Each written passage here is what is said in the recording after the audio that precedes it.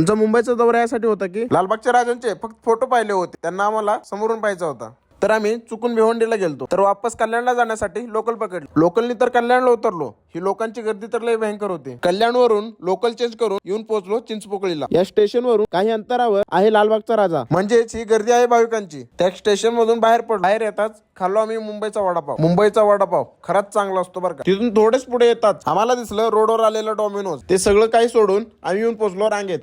तर टाइम वाजले होते 10:54. गर्दी तर भयंकर होती. त्या गर्दीपेक्षा जास्त गरमी होत होती. त्याच गरमीमध्ये आम्ही आंघोळ केलो घामाने. 1 तास सहन करून आम्ही येऊन पोहोचलो फॅनच्या खाली.